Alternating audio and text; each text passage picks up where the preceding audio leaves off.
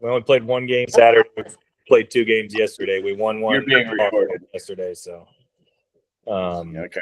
It was a good time. Kids had a good time, so that's all that matters. Rock and roll. Yeah. How's the North Country? The mountain is still the mountain. It's cold up here too. I know that's kind of odd. We're still in Arizona and it's cold. Oh yeah, I see you got some warmth around the neck. You're ready for it. Yeah, it gets it'll get down in the low 50s tonight. So, mountain living is different.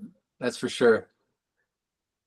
Well, let's start off tonight just Q&A. If anybody's got questions, I know some of you guys I've seen very recently. Some of you guys it's been a month. Some of you guys it's been a couple of weeks. Anybody got any questions to start off? See a couple sideways head nods. No.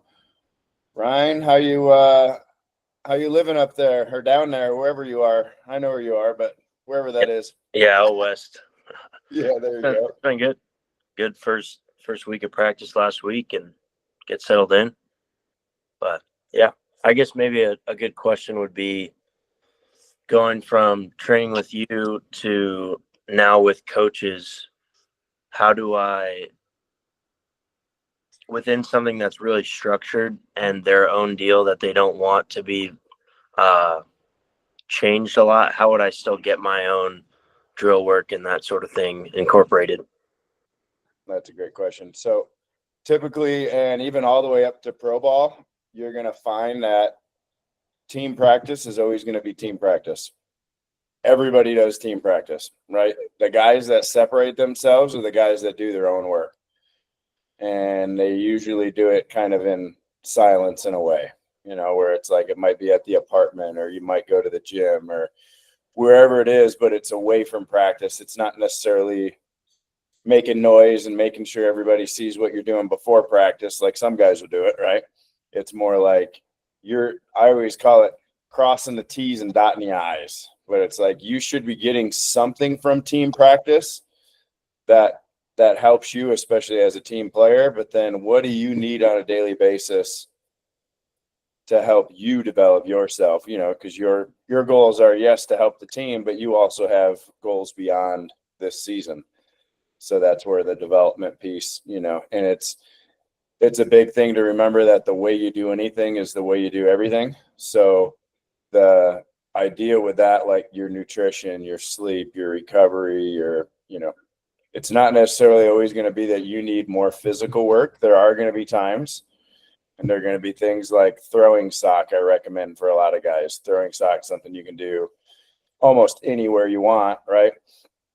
And it gives you feedback, but at the same time, it's not necessarily going to tax you on top of what you've already done. Weight room wise, it's going to kind of be the same thing where it's like, yes, everybody's, you're going to have your team lifts. Everybody's doing your team lifts, but you're going to want to find some time that you can do your stuff, and a lot of times, and it's funny because Sifu's going to share some stuff tonight. Not really funny, but right on cue, actually.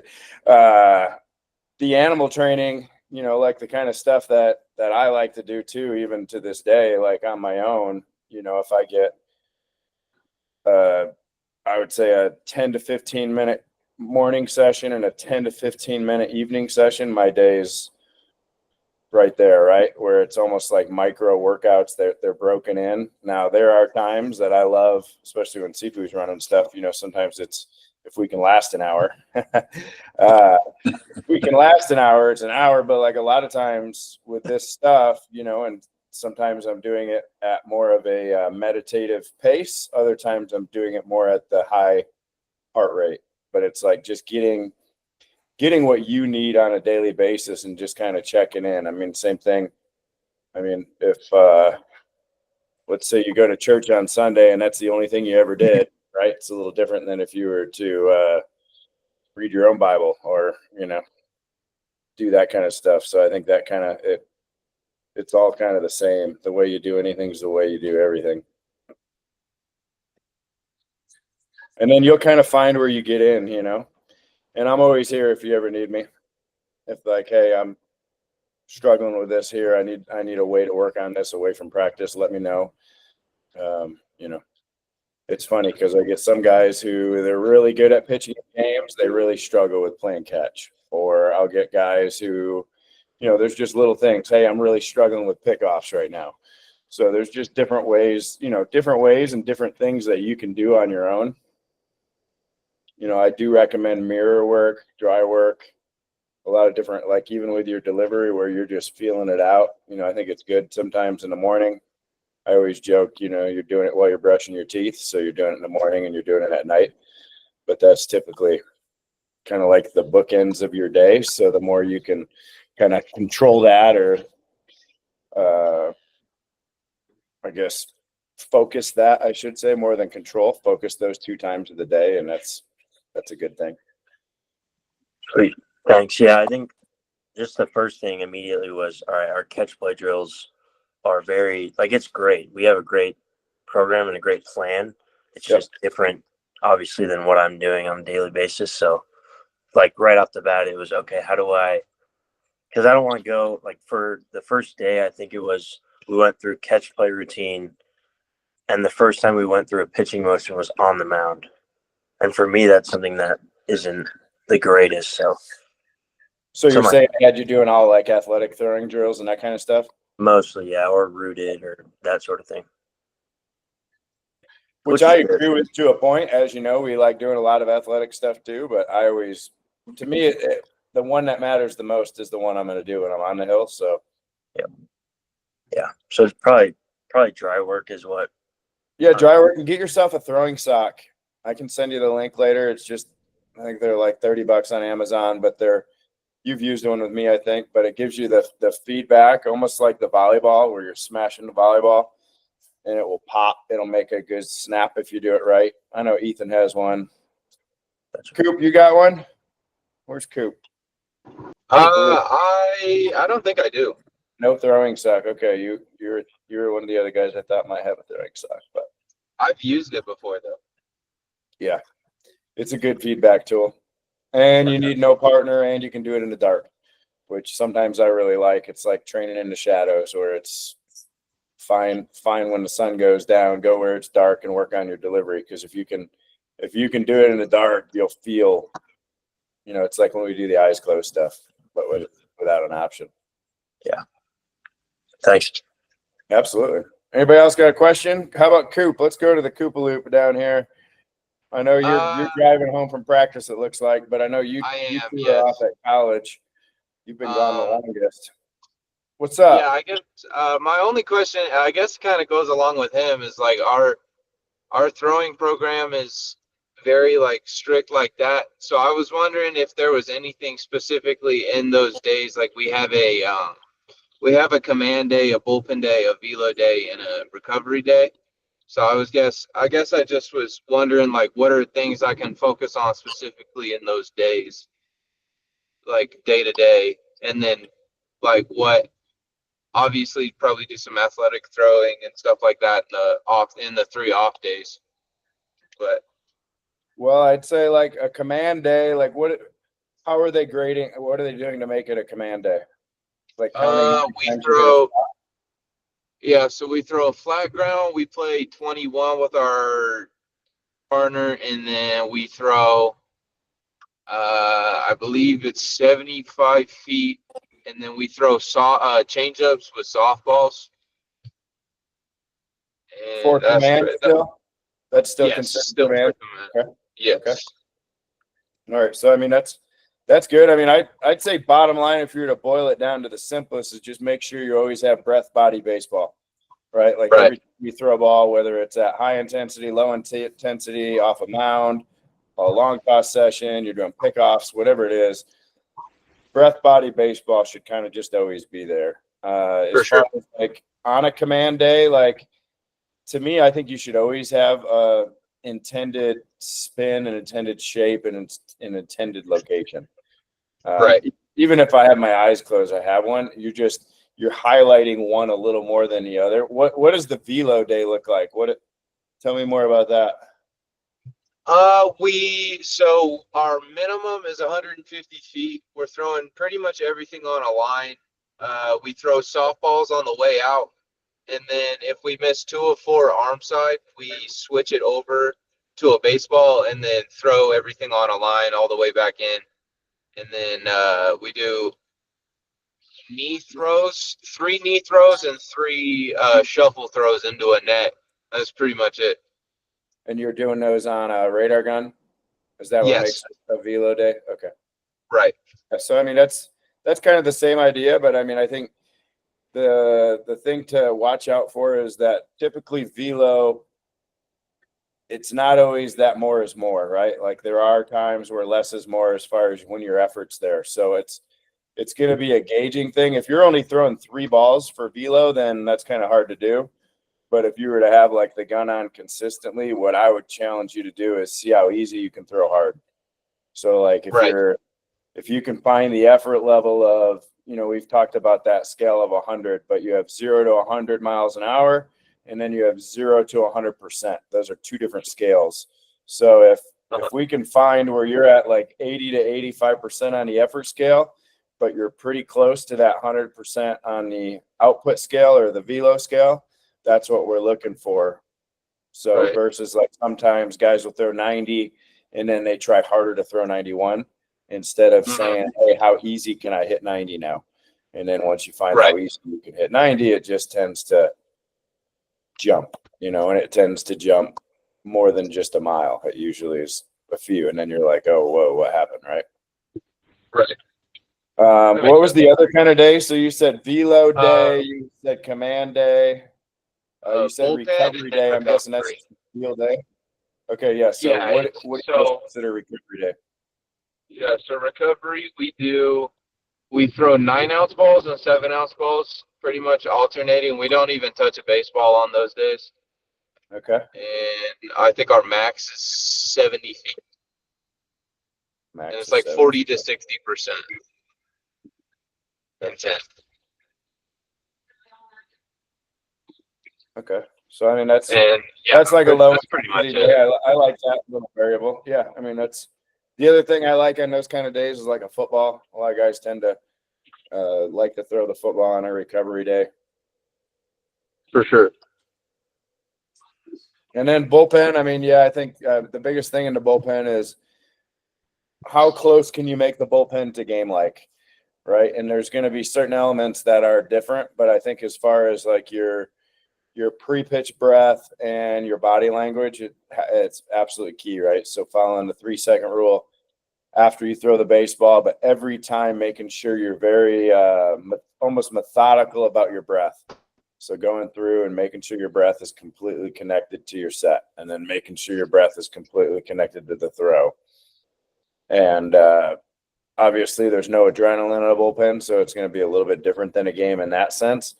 But if you can make the breath the same, and if you can make your reaction to the pitch the same, 10 feet tall, bulletproof, fire breathing dragon, right?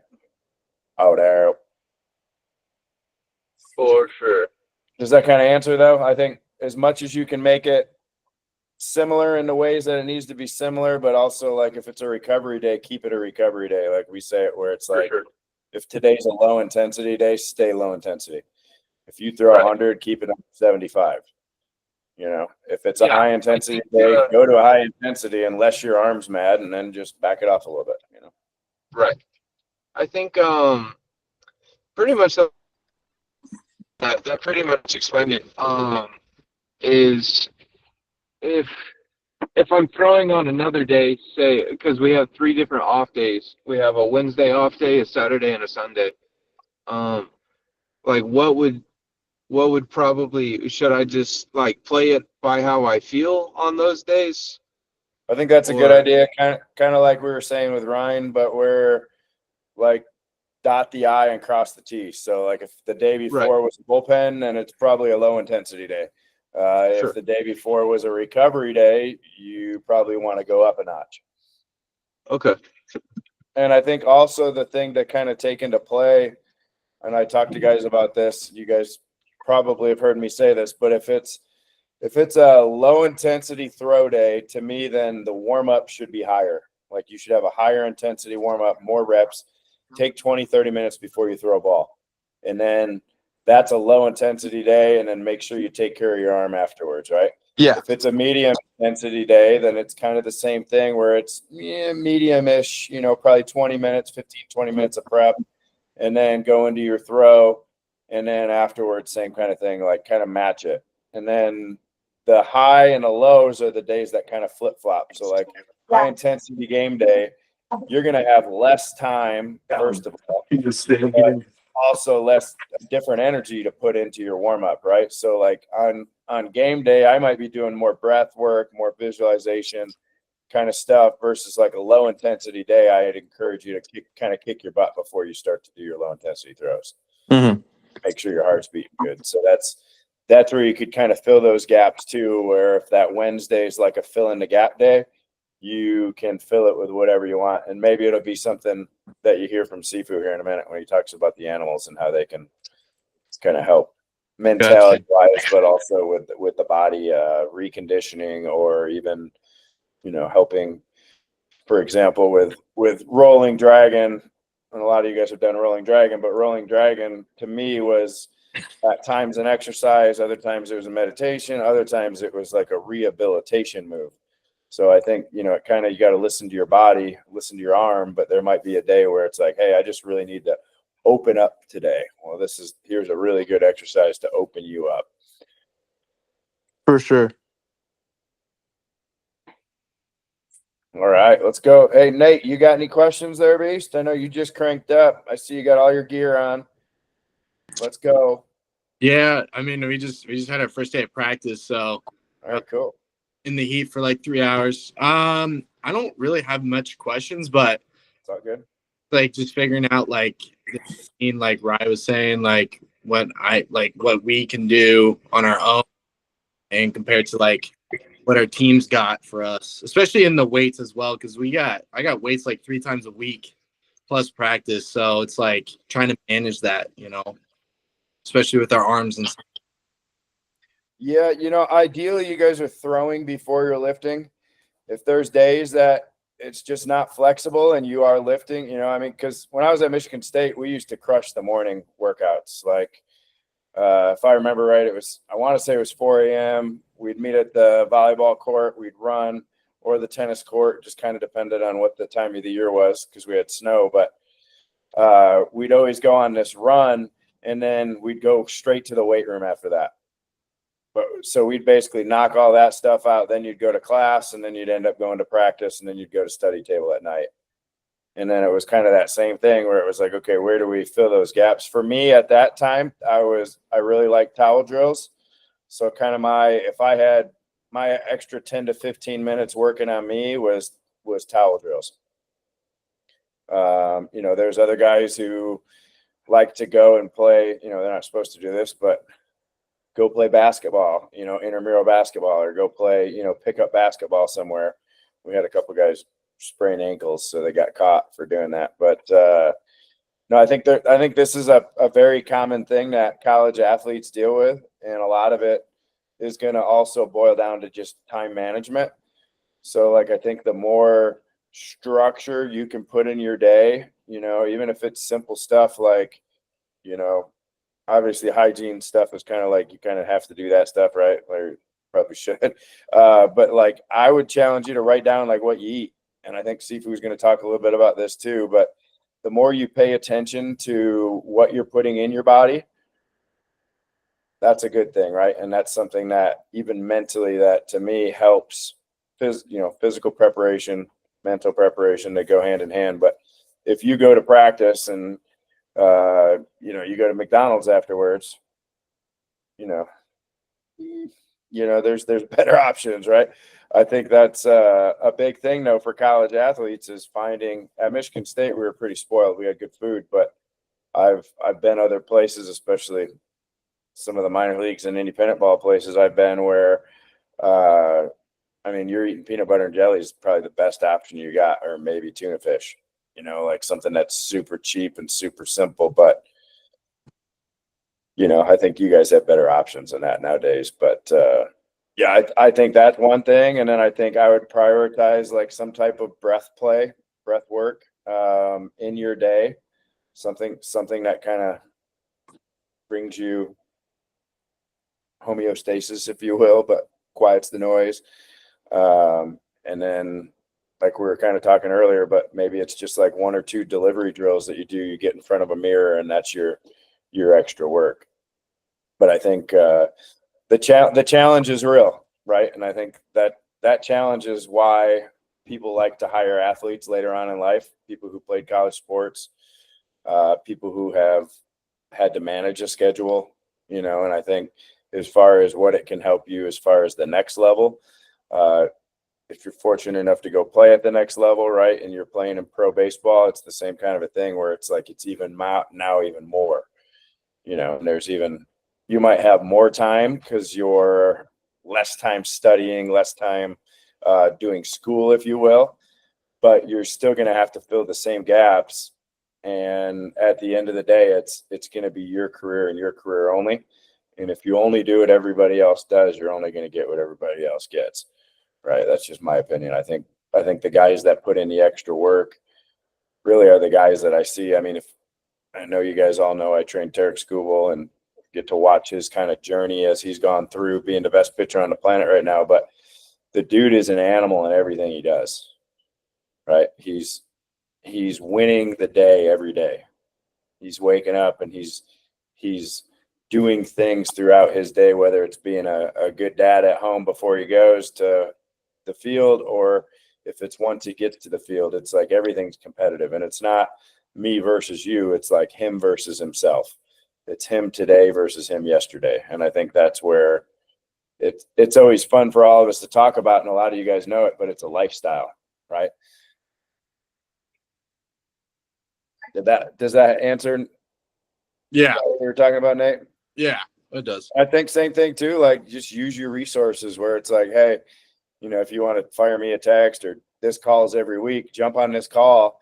And just sometimes it's helpful to have somebody help you navigate that's been through it before, or to say like, hey, dude, that's, I know it's not normal for a regular person, but guess what? That's normal for a baseball player. We're weird. So, or a football player, Sifu. Football players are weird too in your own way. Yeah, we are. You're warriors. Yeah, a little bit. All right, let's go to the Ethan squares. Let's see. Let's go Ethan Adams first because of the alphabetical. What you got for me? You got any questions tonight, mister? Not really. No. Okay. How's the bazooka? Good. A lot better. Okay. I know we talked the other day about the feeling of the front side almost dumping out a glass of water over the rubber as you're kind of rolling that hip going down. How's that feeling? It worked way better than I thought it would. For that, yeah, huh? What's the feeling?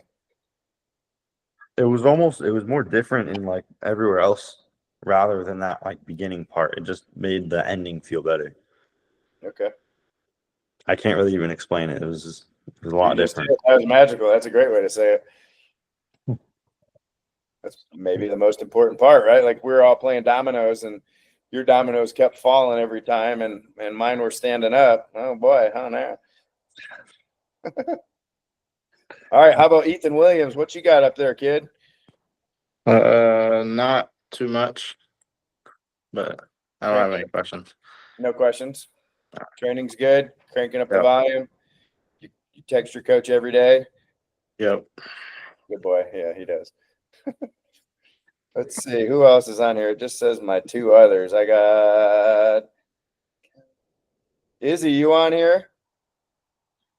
He's muted out. I think he's listening. Oh, there he is. Yeah, I'm it. Oh, now, yeah, Izzy's working somewhere. We knew it. Izzy's always working. You got any questions this week? This week, honestly, no. This week has just been a lot better nutritionally wise. Because I remember last time we were on the phone call, that was the biggest thing. Being on on a budget and still trying to get the proper nutrition in my body, especially without feeling like burnt out all the time. I feel like I'm doing too much. Even like could be something small, but the body just really wasn't there because work takes a toll on it. right? The intensity days. I know you kind of already talked about that in terms of like with velocity, but Yes, sir. it's just like picking and choosing on what day. Like for me, like yeah, like my rest days are mostly like my Sundays, so that's what I'm just gonna be spending time doing nothing, just being on my ass, sleep if I can. Cause I feel throughout the week I will get my sleep, like my 8 hours of sleep, but it just still doesn't feel enough. And Well, you have but 3 jobs, Izzy, and you're training around the clock. So yeah, so I just got a like that cleaning job that I was doing, right? So I had a, you know, again, this is my career, right? Baseball is my priority, so I had to cut that out. Um, and I figured once I cut that out, I'm like, holy shit, right? Like that's the smallest thing throughout my day. That's my body's already feeling better. But again, other than that, it's just the nutrition. But that this week has already been better and just feeling explosive when it comes to my throwing because I hate fucking feeling slow. Even if I'm just tossing it 60 feet, like I still want to feel that feeling like with the sock. I know you were talking about that earlier too, yeah. right? Um, or even if I'm doing dry work, right? If I do dry work, I do it with a water bag or I just grab a towel and I just do like towel or some strap work. Even if it's simple, just being in my room. But that way I just kind of keep my mind there and just still feeling those feelings that I need to feel out, even if it's a day that I'm not going to go out and throw as like my recovery day, so. But yeah, other than that, everything's been good this week. Now it's just figuring out when I'm going to go higher intensity for this week. 'Cause, my body's feeling good today, so and I'm going to throw here with Daniel in like about 30 minutes or so. So it's like, okay, today could be a great day for, a little higher intensity. But I need to manage that out and see maybe for Friday, right? And then tomorrow, keep it lower intensity, throw the football around. That way, keep the arm going. But Yeah, I think ideally you have a plan, but you can also adapt inside your plan based on how you feel and what you have available that day. yeah, I feel like sometimes that's where I kind of get bamboozled, is because I like having a strict plan, right? And I love having that plan. It's like, okay, I'm gonna do A, B, and C throughout the week. But then that's when it's like, holy fuck, am I really able to do this high intensity day today? Because my body's already feeling shocked. And then that's when I'm like, okay, now how do I adjust this day? If I need, like let's just say we got a live at bats on a Friday. Now I feel like shit on Friday. And then that's when I put myself, or like in the bullpen, it's like, man, now I got to change up and adjust my Yeah, bullpen style. just right. Yeah. Yeah, instead of being like bullpen, now it's like, all right, maybe we short box it, or maybe we just focus on command that day, or focus on the changeup, or right, it's like that type of different style of a bullpen. But I don't want to get it to a point where, because I've done that, and I've realized I've done a lot of those throughout the past, where it's like, okay, now it became almost um, like a routine with my bullpens, that those bullpens have been those low intensity days. And I'm like, well, maybe this is where it comes to play with my velocity a little bit. Maybe I do need more high intensity days. My body already adapted to being so kind of shocked, and every time I throw a bullpen, it's always a lower intent command day. So Yeah, I and that think, might be where it's better to have your plan too, then that way where it is planned out. Because yeah, then you do know you can adjust your stuff around it, but you're still gonna make that your priority is to make sure you get to that. yeah, Maybe it works around your work schedule too. yeah. Because now hopefully this week I'm aiming for it to be a lot better because I cut that cleaning and service like out of my schedule, and like that's something I just don't need right now. I do need it, right? I need the money, but at the same time, it's like, well, this is my priority, and I just don't want to get to a point where I'm working more on work for money rather than working on my craft, and that having it take a toll on my performance. That's Yeah, the see, last that's thing. another balance like these guys are talking about with their school. Now you're in the pro game in the off season, and now you're you're having to take the things, because you already did this in college, right? You had to balance things in college, but now you're having to balance it even at a whole nother level. Yeah, and it's a And different. there's nobody telling you what to do, right? I mean, you're basically accountable. I mean, I know you have people you're accountable in your life, and guys that are helping you with your training, but at the same time, you're really in charge of it. Oh, 100%. Yeah, and it's like you're right. It's like now instead of studying at a certain time or trying to meet a deadline at a certain time, now the different ball game is okay. Now I gotta fill in work throughout this time because again, if I go high intensity today at the gym, right, it's a full body day, right, really focus on my explosive work, yada yada yada, go to throw in or whatever it is. It's almost the same routine as I had in college. But now if I get home, right, I cook, clean, do this and that, and then get ready for work. Or in the morning, right, I have work in the morning. Once I'm done with that, it's like filling, like you said, filling in that gap instead of studying or going to class. Now it's like I'm going to work, type deal, which is cool, but it still takes like a toll because this isn't full time yet where I can play a full season throughout the whole year, right? Mm-hmm. So it's like shit. Now, how do I manage this? How do I kind of get the point to the next level without completely burning out? Well, I think the thing that you're going to deal with too, and you are dealing with this right now, and it's good for these guys to hear as kind of a forecast what they could deal with. But what do you focus on for an off season, right? Like for some guy, and I know some of the stuff you're focusing on because we talked about it, but I think you have to address certain needs. Like, are you building your body? Are you building a certain type of strength? Is there an injury you're overcoming? Is there a pitch count? Is there a new pitch? There's always all these things each year that you kind of get to, as you reinvent yourself every year, you want to keep your base, but you're also looking to sharpen and get a little bit better at your skills. What's one thing you can kind of share with us that you're working on that you think might be helpful for these guys to hear about?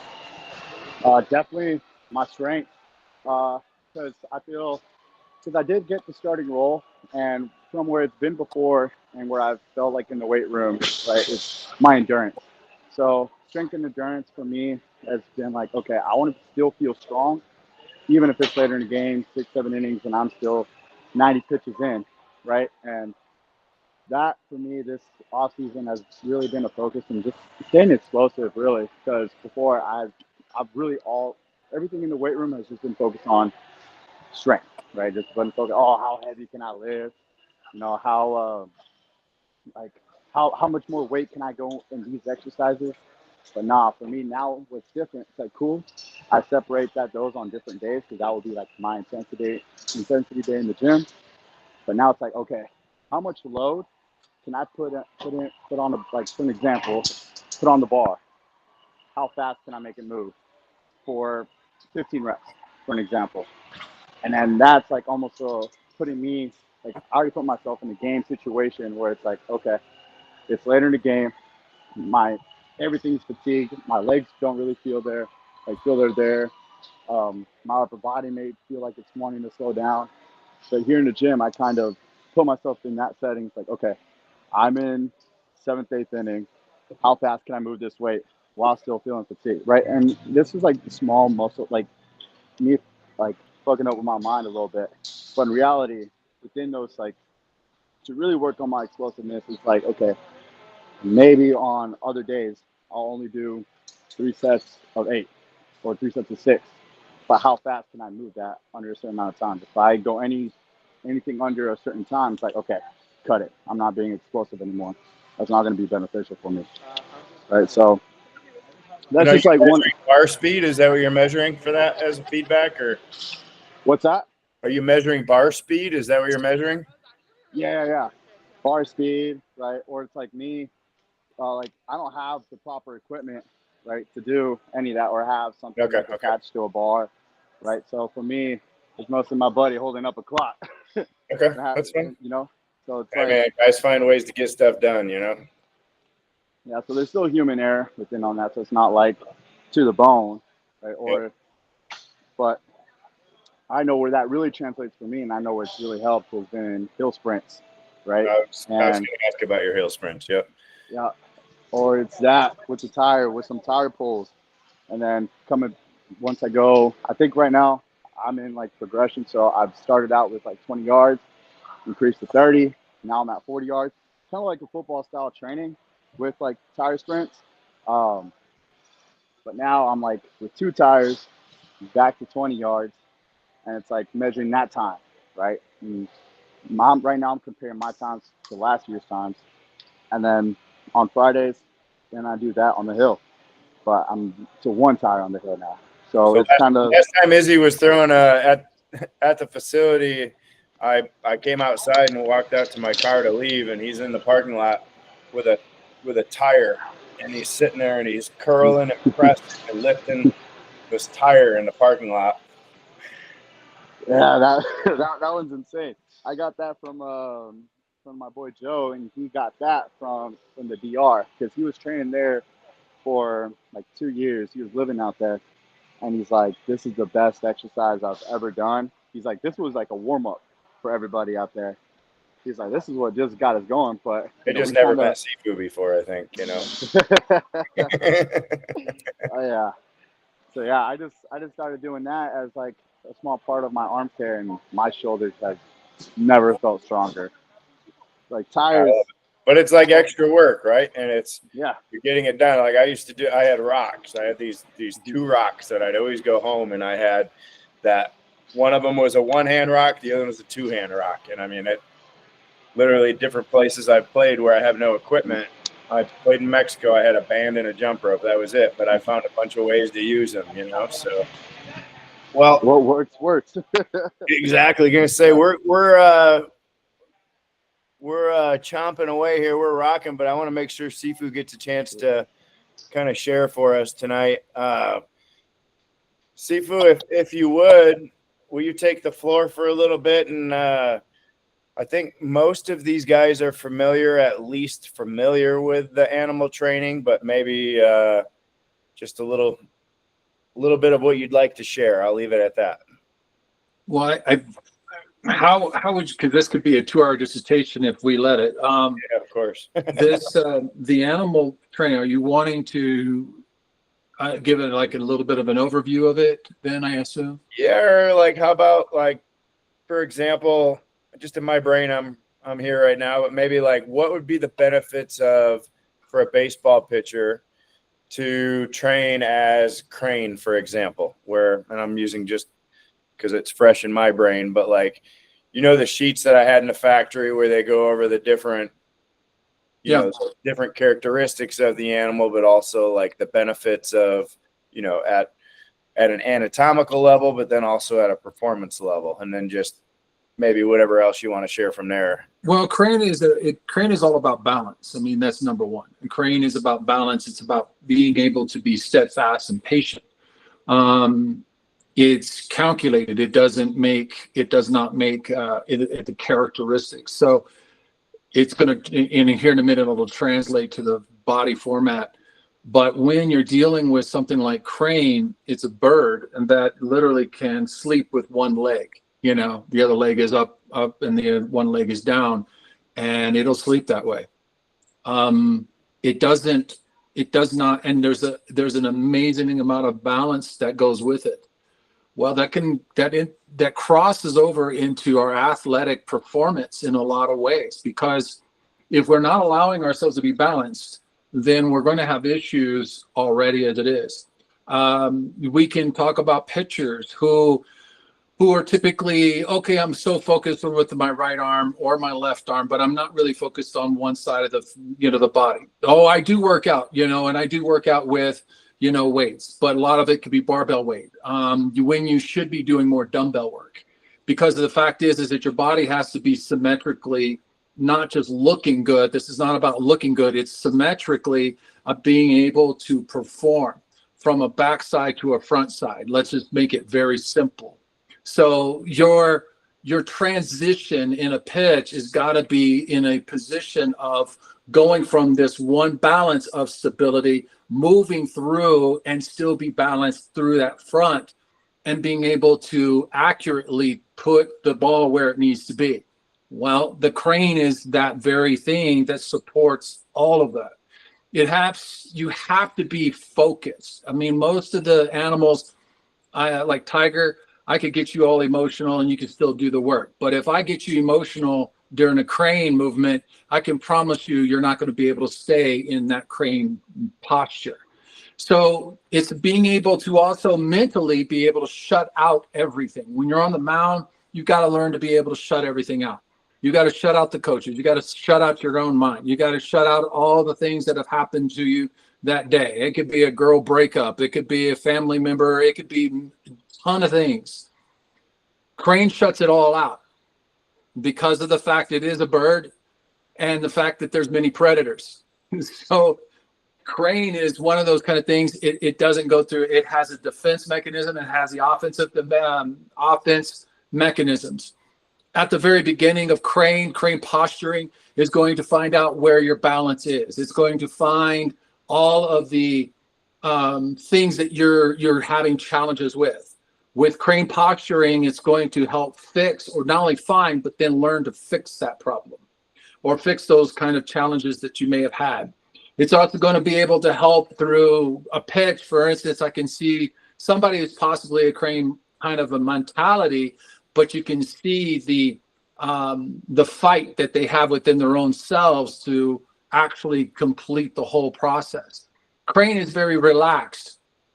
It's not a kind of these where your breath is so whole, like, and then you let it go at the very end and you think that I've done a phenomenal job. How much more could you have done through the movement if you were in a crane posture or in a crane kind of mindset that you're relaxed all the way through?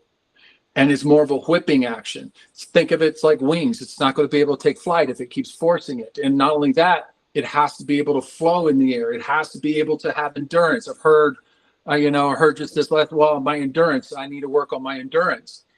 I can say this, that in the movements themselves creates that endurance, but it also creates the ability to utilize muscle groups you haven't really touched on. It's going to focus on muscle groups that you don't necessarily get in the gym. It's going to make you feel like you've been in the gym. And I can promise you, oh, well, I lift, 300 pounds. Okay, well, if I put you in a crane posture and I put you crane through the bamboo and you can't even hold that for a minute, we got issues. That means your endurance level is nowhere near what it needs to be. So if you can't even hold the posture, if you can't hold those particular movements, then that is basically your gauge on how I can then utilize this to help me to be able to perform even better. The animals have been around for 500 years plus. This is something that they've used forever. I have just been able to take that information and then put it into a conditioning tool, if you will, and then utilize those animals for each body part. Some will focus on many different body parts. Some of them will focus only on legs. Some will focus on, but I can promise you, every one of them is going to work with your core. Every one of them is going to work with your pelvic side. So it's going to help you with your torque. It's going to help you with the twist. It's going to help you to be able to move more freely about the cabin, if you will. The other thing too is that crane is about the sinew. It's really about being able to stack. It's going to be able to work on the tendons. It's going to be working on the very small muscle groups as much as it is on the primary muscle as well. So the combination of crane for a pitcher, and most people are doing kind of a crane type stuff anyway. There's very few tigers out there. Yeah, that's why I kind of threw it at this group specifically too, just because we have some long-armed, yeah, bullet peppers. Yeah, these guys are some. Yeah, the training in of itself, it looks. What's funny is that it looks like it doesn't look like a lot, but I can promise you, you do it, you're going to know it. You will feel it. And we've had pros that came in. I've had people. Back when we were back over in that other warehouse, industrial warehouse, where we've had men come in and they just looked at it like, yeah, whatever. And then they got in there and actually did it. 5 minutes later they're throwing up, Ethan's up there smiling. I can see him right now. So I think what it is that they underestimate the body in of itself in a lot of ways. Weights are highly important. I would also recommend, only because I've been listening, when you're in the weight room, and it's good to do like fast twitch type muscle groups. I'm not against that. I mean, utilize it, whatever. But if you truly want to get more endurance, it's the slower, the better. And the reason for that is that I'm going to now focus on the extension, and I'm using my arm as that example because that's what you could see. So I'm using this full, extension, and I'm doing it in a very concentrated and a slow way, but I'm extending it as far as I can, and I'm holding it there. 1, 2, 3, pull up. And as I pull through, then at the very peak, I'm going to squeeze. Now, what that's going to do is cause great amounts of tension on the muscle. You can do that. Literally, if I had 40 pounds, I could do this with a lot of reps, and eventually I will fatigue. And like, well, I could do 40 pounds doing this. So you pick up your 40, and I could promise you do it at a slower pace, that muscle is going to fatigue much faster because you're now concentrating.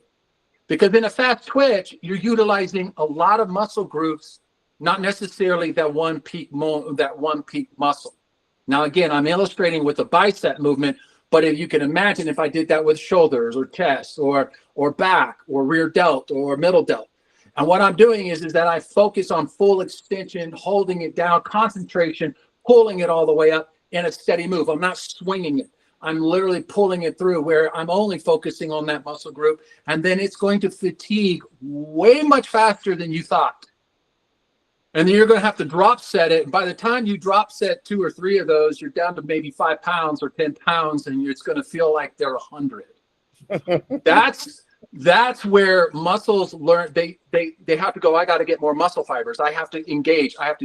So immediately muscle fibers are wanting to engage, and thereby you're going to find that it's going to, when it increases more muscle fibers, that means that now you're going to have the ability to be able to endure much more than what you were before. Now, again, I'm not saying that doing fast twitch type muscle group is bad. I'm not saying that. What I am saying, though, is that the balance between the two is that I would probably start here, because you could do fast twitch. You're like, oh, I got a great time. Okay, well, let's see what you do with the concentration movement and see how fast that muscle fatigues. And if it's fatiguing at 5 reps and you're supposed to do 12, then you got a lot more work to do. Then you need to drop the weight. And actually, you're going to build leaner muscle. You're going to build more muscle, and building muscles. Well, I don't want to get big. I've heard that from. It's not like that. I just say Araldus Chapman. Huh? Look at Araldus Chapman. That guy lifts weights every day, and he's 37, still throwing 104, and he's having the best year of his career at age 37. So you're going to have, you want strong. Scoob lifts like an animal after his starts. You have to. I mean, this is the problem with athletics in today's society. They got a lot of it is science. I get that. They use a lot of the science, and it's cool to have all the technology.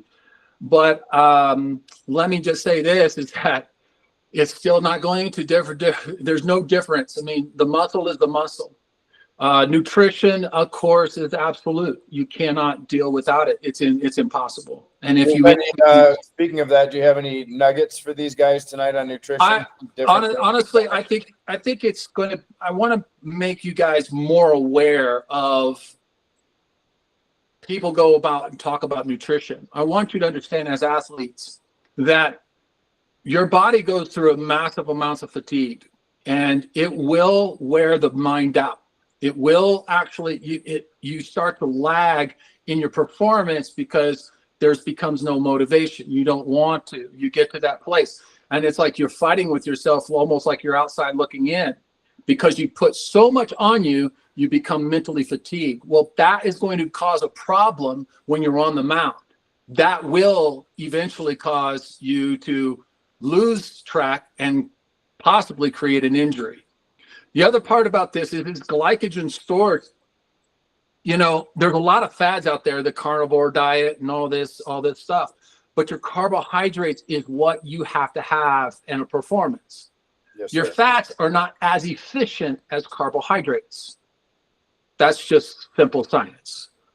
Can Your you tell us carbohydrates a is little what- bit about that glycogen that you just mentioned, right? Like I know what glycogen is, but maybe just make sure these guys know what glycogen is.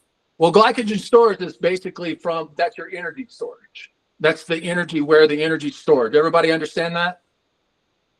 So, and you get glycogen from certain types of foods, carbohydrates and fat typically. But the problem is fats are so much slower that it's hard for the body to like just continuously burn those.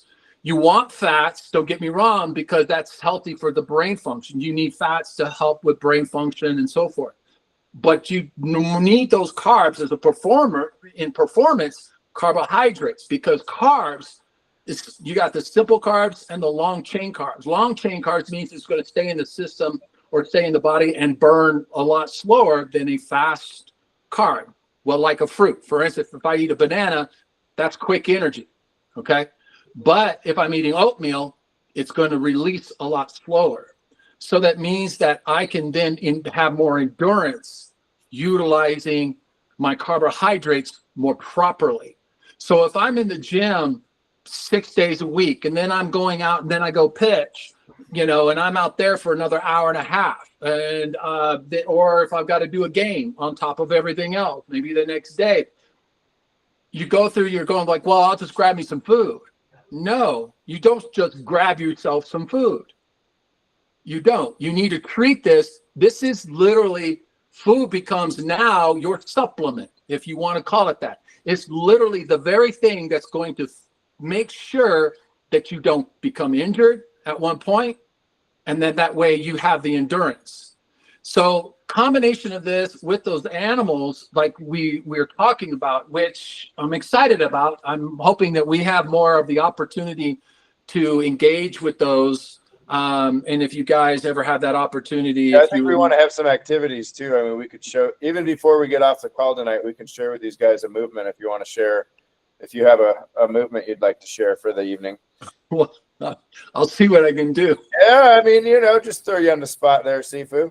So I think what it is that the animal movements are an addition to what you're doing. And honestly, it's 3 different steps. So it's first the foundation, which is your postures and your bridges, which help to basically stretch the body out. It's in dynamic stretching that it helps the process of the body, gets the blood flowing into the extremities. Then you get into the second part of that, which is basically on the more of the recovery side. It's utilizing this to help with the recovery. So it's a stretch movement. It's not too heavy. But the third and final is the performance. That's where basically I get you into a group scenario. I put you through it. You have to do a minimum of 12 at the beginning. Eventually, then you have to do time. And so you could be doing the tiger press, you know, and then you immediately go right into tiger circles. I think, Ethan, you know a little bit about that, correct? So these are kind of the things that we did or have done that are only going to help you, because it will preserve your body. It only help your performance. I've had besides baseball, I've had football. I've had professional football players, ex-professional football players. I've had yoga masters, Pilates masters. I've had as a beta test, I've literally had every type of sport that have come in, and every one of them, no matter what their fitness level was, they did this. And I can tell you without even, it was killer. Yeah, I will second that. It destroys them. I had yoga masters that would come in and I expected them to do like amazing and, you know, without any issue. And they were dying. You know, within the first, you know, with just doing tiger alone. This is not about to boast of what I do, but basically how this is only going to help you strengthen your body. it strengthens, not only it's going to create the endurance, it's also going to create the strength. It's actually going to help with the development of the muscle. It's also going to be able to help with your mindset. It's going to push you to a limit that you probably thought you had, and it's going to push it a little bit beyond that. And then it's going to help with overall the stretch and keep you long and keep you flexible. It's going to keep you, what is that, the word, frosty? Is that the word?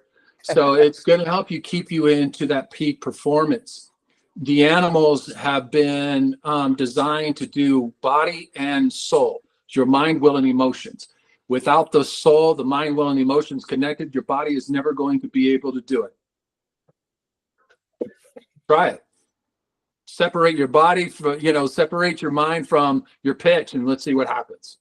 Separate your emotions from your pitch. Let's see what happens. Okay. It is a combination that if you learn to focus that, it will be absolutely more powerful.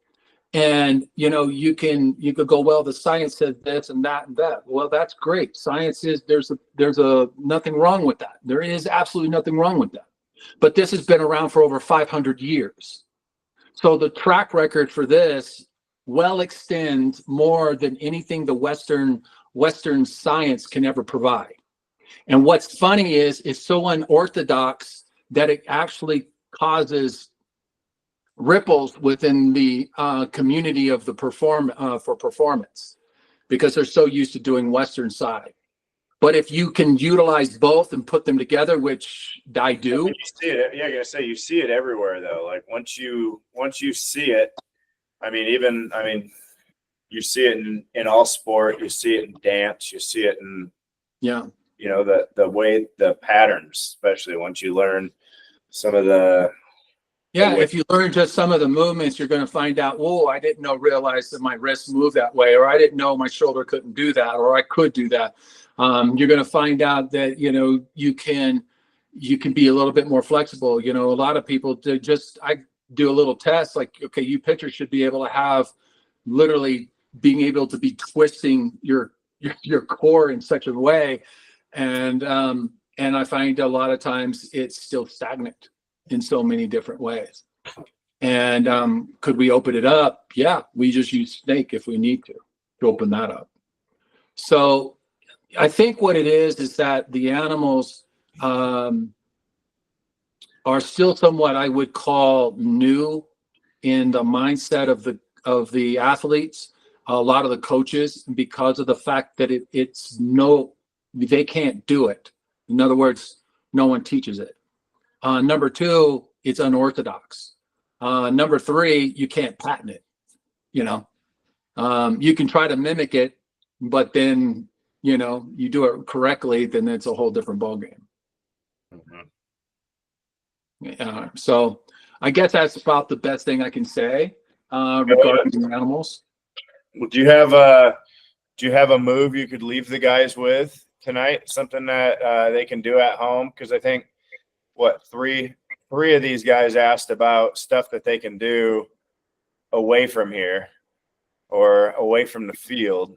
And I'm just thinking, like, especially some of the crane stuff is you could do it in your room, really almost any of the animal stuff. Well, you pretty much could do anywhere, pretty much. I mean, on a stagnant kind of, when I say positioning type deal of a crane movement, a posture, I think the most common posture is craning through the bamboo, flying through the bamboo grove.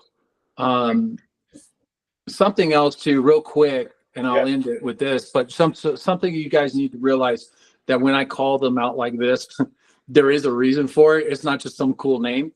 There is a reason behind it. And if you're ever in one of my classes, you'll get to understand, oh, I see what you mean by that, why I said that, what I meant by that. These are actually stories that help to reframe the mind in a lot of ways. We have a lot of positive thinking. We can go through all of those kinds of things too. But I think what it is that it opens it up to even more of the idea. Let me see if I can make this happen. Yeah, that's what I'm trying to do here too. Seeing if I can. The only way I can think. I think I have enough room, but I'm upstairs here. Well, you still couldn't see it that way. We can bring it up. Let's see, maybe this. So there is a posture. You'll have to really understand. You're going to go into what we call a long stance. So the long stance is one leg out. Stand up if you guys can, wherever you're at. If you got room. I Let's know see. Williams has done this one before, so he knows. Oh yeah, we see you now. One leg, you're going to go into a long stance. Okay. Your back leg is long and it's stretched out and your foot is turned. So think about the mound. Think about where your foot placement is on that mound and then put that back foot on that. So act like it's on there. The front leg is bent at a 90-degree angle, complete 90 degree, not halfway, not part way, 100% at a 90-degree angle. Once you get to that position, your right hand, if it's your right leg that's out, then your right hand is lefty in this group. So. And if it's left, then it's a left hand. So when you put your right hand out or your left hand out, your palm is facing up. It's straight out, not partial out, not bent, unless you're Zing, who's got a little bit of an issue there. This is my left arm. No, I'm all right. So okay, so all the way completely out. The next piece to this is that you're going to take the other hand, put it right underneath the elbow. Now, that's where the knuckles are underneath the elbow. So the palm is facing down. You're going to keep your shoulders straight and flat, and then you're going to extend as far as you can possibly go without changing the knee. In other words, all I want to do is I want to extend as far as I possibly can, and then I want you to hold that position. So it's kind of hard, but let me see if I can make it look a little bit better. So from this position, you're going to stretch out as far as you possibly can go. And when you do, hold it as long as you can. That's going to put a lot of pressure on the quad. Yes, sir. Let me pull this up so I can see what you guys are doing. So if you do that, you got to go all the way out. Okay, put your hand, though, your palm is facing down, Ryan. Is that Ryan? Ryan, yep. Okay, palm is facing down. No. Palm, that the arm that is extended, his palm is facing up. The hand that goes under the elbow, the palm is facing down. There you go. There you go. That's it, Nathan. Good job, Ethan. So you want to get there, and then you want to stretch. You want to get it as long as you possibly can get. Now, doing that movement is your posture. Okay. Now, with that particular stance, stay in that stance. Now, you can do this, hold. This is going to focus on your breath. Because if you're holding, you're going, don't. Control your breath. Now, put both hands straight out in the long stance. Go into the long stance, put your hands straight out in front of you. Palms together, like so. Then I want you to just come up and extend your core. So what you're going to do is all you want to do is allow that core to come up. Don't move your leg. So keep your leg at the 90-degree angle. Stretch, come up, and then open up your shoulder. So in other words, you're going to stretch it as far back as you possibly can go. Let me see what you got. There you go. Stretch it out as far as you can go. Now, if you ever wanted to, you can increase that by putting like heavy ball in your hands and make that something else. Okay. Yeah, I love that. You could put a heavy ball and then make that basically something that would help with your endurance. Okay. I know this was kind of a little difficult. I know that at one point. I think that's helpful right there, though. See, that's a good one. We can revisit that. Maybe you and I, like we were talking about getting on just with you and I, and we can film that one for these guys and get that. What you basically wanting that front leg, keep a knee over ankle, basically, right? That's Correct. what you're saying, keeping that 90, right? Okay. Correct. That's and what the I only wrote thing down. that's moving is So I the just wanted to torso. make sure. Yeah. So basically, think of this as your waist right here, and the Yeah. only thing that's moving is this part up here. Right. Everything Right. else is flat. Okay. It's not as easy as it looks. No, that just, So, doing something like that, I'm praying that as we move forward in the future, that maybe at that facility we can do some more work. Yeah, I mean, a lot of these guys are away.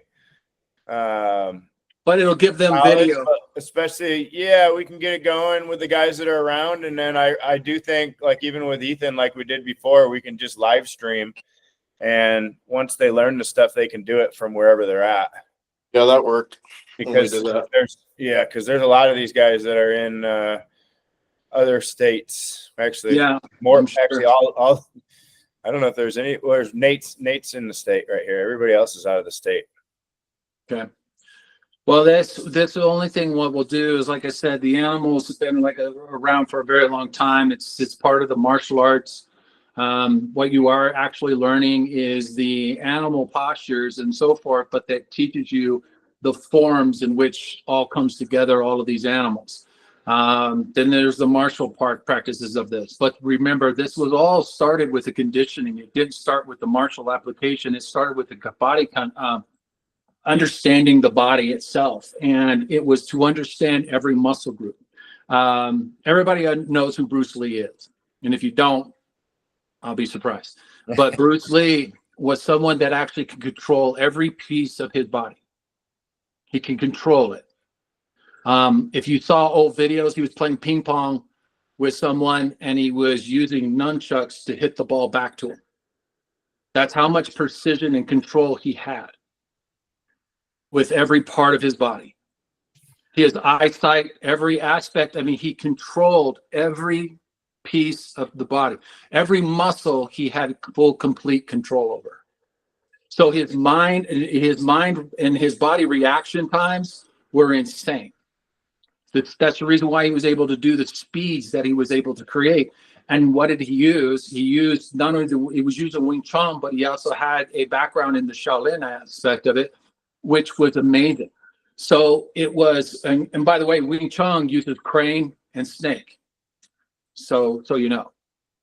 So it was those very mindsets and those very styles that was coming out during those times. And Bruce used oh, wait a minute, we got in the Western world, we had weight training. So he was like, oh, I didn't actually lift weights. So he was a believer in the weight training. He was a believer in dynamic tension, which we haven't gone into. You talk about breath. That's a fun topic. I know you talked about breath. So the internal tigers actually work with your breath and actually increasing the endurance in the lungs for breath. So, that would be something, later on. That'd be a fun call to dive into some of that stuff with these guys too, because we could do that. Yeah, that would be definitely easy to do. That'd be a challenge for them, though, because I know how hard some of that stuff is. Well, because the thing is you have to go to 12. You cannot stop between. The reason for that is because it actually causes imbalances in the body. The 12 is the magic number. So when you're doing these types of breaths, it's always 12. Huh? They'd have to sign up for that one all in then. You got to do the whole thing. Well, it's not going to mess them up like that day. I mean, unless they want to pass out, we might lose somebody passing out. But yeah, you just want to hold your breath. You could do that. So yeah, you're using dynamic movement, but you're actually creating breath, more power in the lungs, and creating more lung power. So that actually helps with your overall performance as well. That's part of the 12 internal tigers. There is many versions or many different things of 12 internal tiger. I can show one that I think you guys will like. You ever done this before where you just rub your face? Have you? When you woke up, maybe you're tired and you're like, oh God, and you rub your face. I did this one in the shower. Have you done that? Yes or no? Yes, baby? Yes. The head's good. Yes, okay. yes. So actually, this is part of the 12 and one of the 12 internal tigers. A lot of the stuff that you do, you don't realize how much I can see. So what you're doing is that you take a big inhale, and when you inhale, you're moving your hands up. When you exhale, you're moving your hands down in a circular motion and you bring it back to the center and then you go back up, inhale, and then down. Okay. What you're doing is you're going to cause your face to actually get as red as possible. They call it the cherry blossom. And so all it is, and you're using the ha sound, and you do it to 12 to 24 times. If you do that, I can promise you, you will be awake at that point. You're like, ding, lights are on. The other benefit too, I know you guys are all, your girlfriends probably tell you how beautiful and sexy you guys are, just, your good looking faces and all. But what it will do is it actually stimulates the blood vessels in the face, and it will actually not only stimulate them, it causes collagen, and it also helps with like the stresses of performance that would cause wrinkles, really, and cause stress lines. So what this will do is repairs all of that. So it makes you stay as young as me. I guess I like to do it with the contrast shower too. Like I always end with cold water, and then I like to kind of do that as that cold water is hitting me because it. Yeah, you could do it. You could do it however you like, but it's 12 to 24 times, and and you really press it in, so you can really get your face as red as possible. And it's a simple movement. It's not like I wouldn't do this in front of people because people might get you, look at you weird. I don't care personally, so I don't care if I do it in front of people or not, but you might. So just doing this, and you want to do it. You want to do it kind of not light. You're not just doing a light movement. You're pressing into your face. Okay. Mm-hmm. It's very important. It's not light. It's okay. Yeah. But anyway, that will get into something. That will be a different conversation. But there you go. They'll meet the tiger one of these days, the rest of the way, not just the lion sitting there. The day will come. The day will come when the tiger comes off its mountain, which I'm hoping comes very soon for me. So then I can be with you, Zing.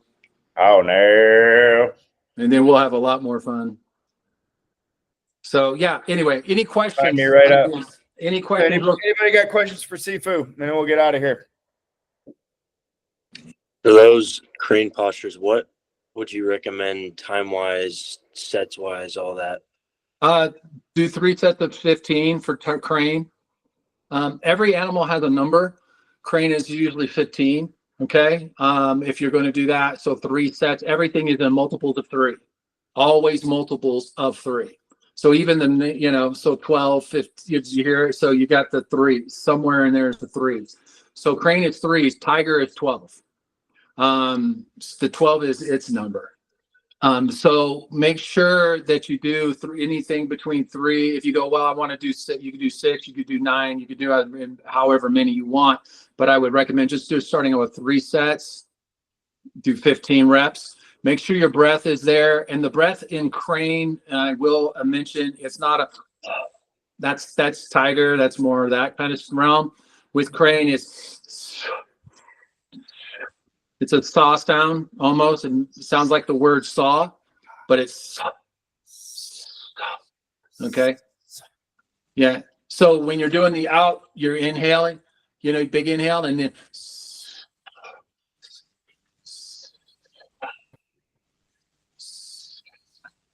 okay.